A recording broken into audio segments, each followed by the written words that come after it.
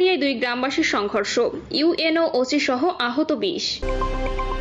এদিকে সবুজ সংকেত পেয়ে বিএনপি মিত্রদের নির্বাচনী তোড়জোড়।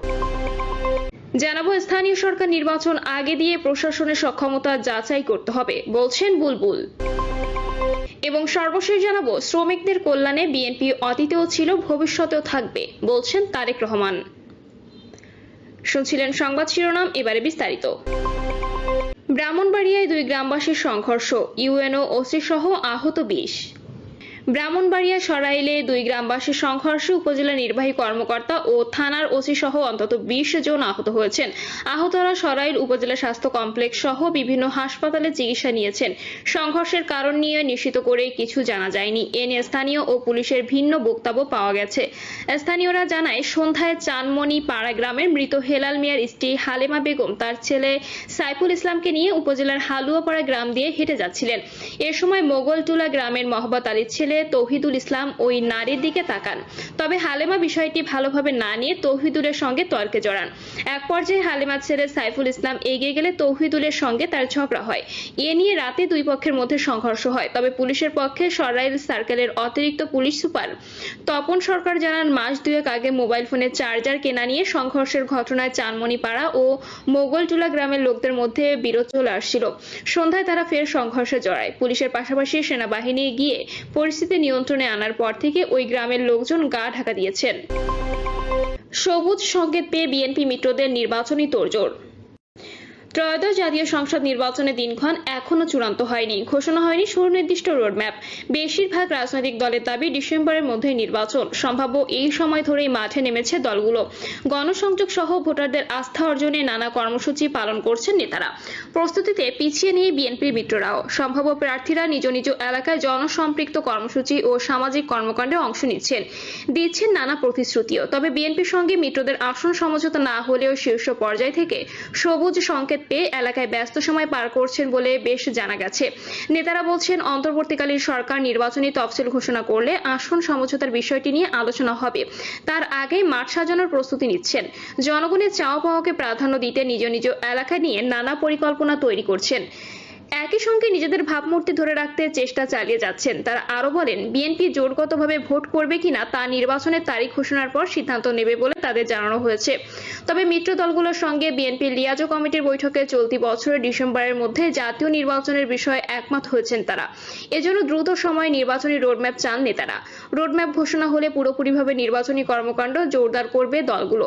জানতে চাইলে বিএনপির স্থায়ী কমিটির সদস্য আমির খসরু মাহমুদ চৌধুরী বলেন, আমাদের ভারপ্রাপ্ত চেয়ারম্যান তারেক রহমান বলেছেন, আগামী নির্বাচনে জনগণের ভোটে জয়ী হয়ে সরকার গঠন করলে যারা যুগপৎ আন্দোলনে ছিলেন তাদের নিয়ে জাতীয় সরকার গঠন করা হবে। এছাড়া এখনো যেহেতু নির্বাচনী রোডম্যাপ ঘোষণা হয়নি, সেহেতু জোট কিংবা আসন সমঝোতার বিষয়টি আলোচনায় আসেনি। তবে মিত্র দলগুলোর সঙ্গে বিএনপির সম্পর্ক খুবই ভালো। সিদ্ধান্তের ক্ষেত্রেও ঐক্যবদ্ধ থাকব। মিত্র দলগুলোর শীর্ষ নেতাদের মতে আগামী জাতীয় সংসদ নির্বাচন জোটগতভাবে হলে ঢাকায় অন্তত 3টি আসন তারা চাইবেন।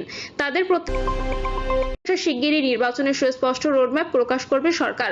নির্বাচনী প্রস্তুতি নিচ্ছেন এমন নেতারা বলেন, বিগত 1.5 দশকের বেশি সময় ভোটাররা ভোট দিতে পারেননি। ফ্যাসিস্ট সরকারের এমপি মন্ত্রীরা কেউ ভোটারদের কাছে যায়নি। জনগণের সমস্যার কথাও কেউ শোনেনি। আগামীতে সুষ্ঠু নির্বাচন হলে জনগণ তাদের ভোটাধিকার প্রয়োগের সুযোগ পাবে। ভোটাররা তাদের পছন্দের প্রার্থীকে নির্বাচিত করবে। আগামী নির্বাচন সুষ্ঠু ও গ্রহণযোগ্য হবে এমন আশা করেই মাঠে নেমেছেন মিত্র দলগুলোর শীর্ষ নেতারা। পাড়া মহল্লায় বাড়ি বাড়ি গিয়ে সাধারণ মানুষের আস্থা অর্জনের চেষ্টা করছেন তাদের অনেকেই। বৃহৎ রাজনৈতিক দল বিএনপি কেন্দ্র থেকে প্রতিটি জেলায় মিত্র দলগুলোর শীর্ষ নেতাদের সহযোগিতা করার জন্য তাদের নেতাকর্মীদের বলেছেন। মাহমুদুর রহমান মান্না বলেন, নিয়মিতই এলাকায় নেতাকর্মী ও জনগণের সঙ্গে যোগাযোগ হচ্ছে। সভা সমাবেশ করছি, এলাকার বিভিন্ন স্থানে গণসংযোগ করেছি। তবে নির্বাচনী রোডম্যাপ ঘোষণা হলে পুরোপুরি নির্বাচনী প্রস্তুতি শুরু হবে। সাইফুল হক বলেন, দলগতভাবে আন্দোলনের মধ্য দিয়ে পার্টির এবং নেতৃত্বের এক ধরনের পরিস্থিতি রয়েছে। 2018 সালে আমরা যেসব অঞ্চলে নির্বাচন করেছিলাম সেসব অঞ্চলের সঙ্গে আরো কিছু নতুন এলাকা জোর দিচ্ছি। এখন গণসংযোগ, ছোট ছোট মিটিং, এই কাজগুলো আমরা করছি। দ্বিতীয়ত, পার্টিগতভাবে নির্বাচনের পুরো তালিকা আমরা এখনো চূড়ান্ত করিনি। চেষ্টা করব গণতন্ত্র মঞ্চগতভাবে আলাপ করার জন্য। তিনি বলেন, বিএনপির সঙ্গে আমরা যুগপৎ আন্দোলনে ছিলাম, তাদের সঙ্গে নির্বাচনে বৃহত্তর কোনো সমঝোতা হবে কিনা সেটা নিয়ে এখনো কোনো আলোচনা হয়নি। হয়তো নির্বাচনের শিডিউল এগিয়ে আসলে তখন এটা নিয়ে আমরা সবার সঙ্গে কথাবার্তা বলবো। শহীদ উদ্দিন মাহমুদ স্বপন বলেন, আমি সবসময় এলাকায় যাই, এলাকার মানুষের সঙ্গে যোগাযোগ আছে। ভোটের প্রস্তুতির অংশ হিসেবে এলাকার মানুষের সঙ্গে কথা হচ্ছে। সামাজিক ও সাংগঠনিক কর্মকাণ্ডে অংশ নিচ্ছি, সভা সমাবেশ করছি।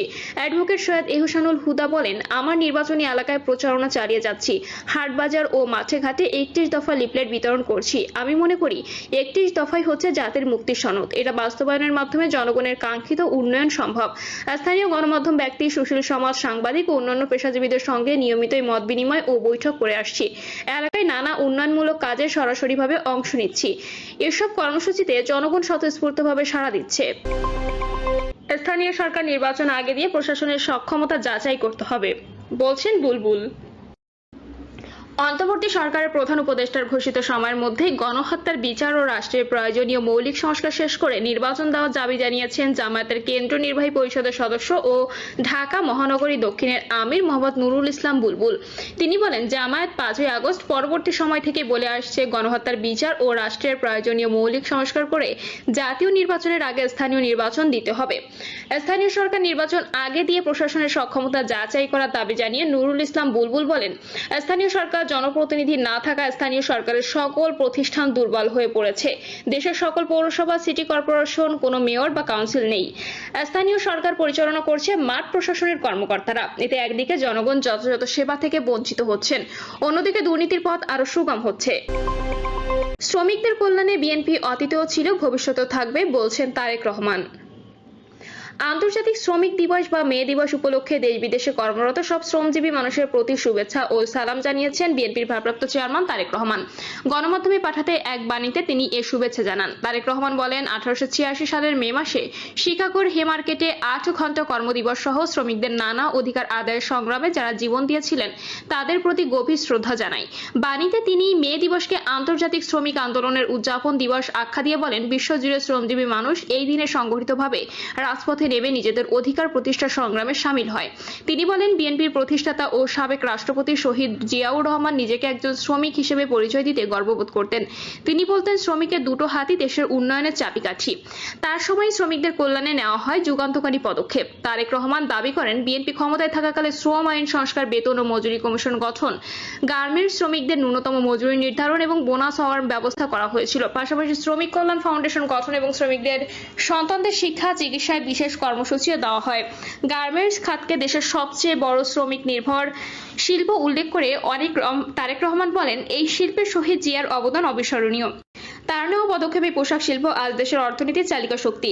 বর্তমান প্রেক্ষাপট তুলে ধরে বিএনপির এই নেতা বলেন, দুঃশাসনের সময়ে সবচেয়ে বেশি নিপীড়িত হয়েছে শ্রমিক শ্রেণী।